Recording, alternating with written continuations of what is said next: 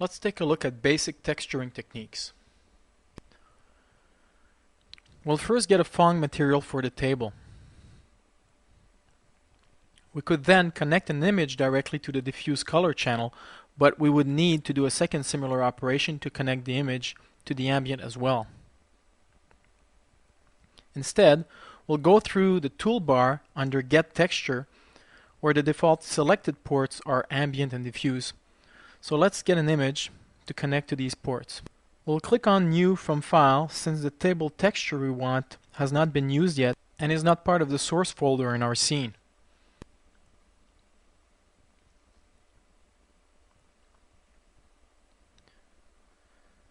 Now we need to define how this texture will be projected on the table. We'll go in Advanced, where we can specify the projection plane, but also name that projection and its support.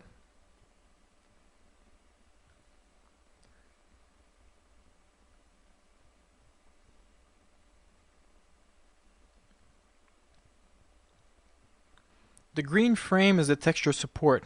The texture projection lives on that support until the UVs are frozen. We will see this in the texture editor videos. The support can be transformed and animated and is constrained to the object.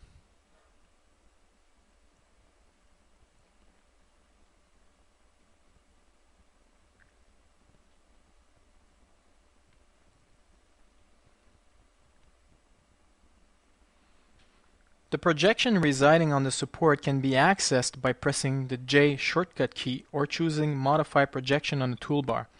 It too can be transformed, but is constrained to the plane of the support. The cool thing about the texture support is that it can be recycled. In other words, more than one projection can be associated to a given support.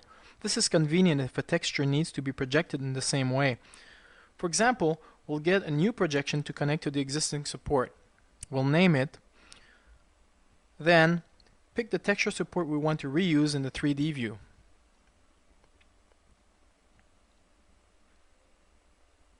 Now let's get the spill texture, but this time, even though it isn't currently being used, it can be found in the source folder of the scene.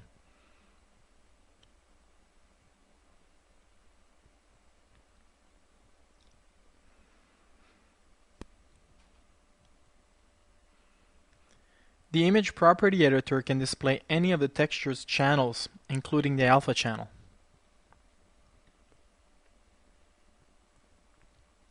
At this point, we can select our new projection. For any given object, using the Explore button is a quick way to view the associated projections. After selecting one of them,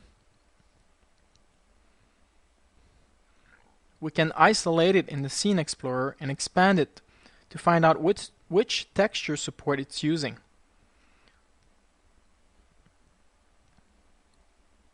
We can see that currently both projections are using the same support. Now if we press the J shortcut key to see our projections, we can toggle between them by right-clicking and see their names on the status bar bottom left corner.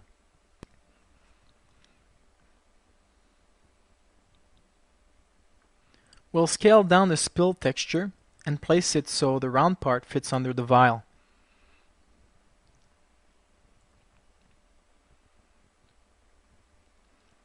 By accessing the material properties, we can clamp the texture so it doesn't show a repeated pattern in the OGL view.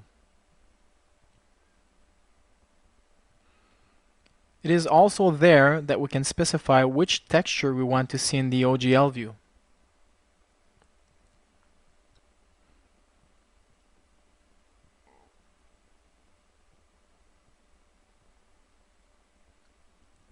Now let's refresh the render region to see our second texture.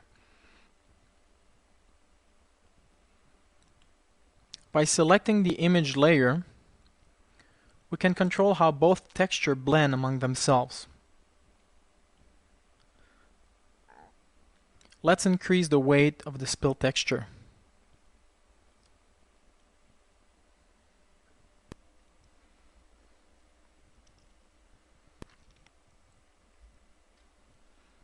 We can also open the texture's property editor and enable the effects to color correct the texture if it's necessary.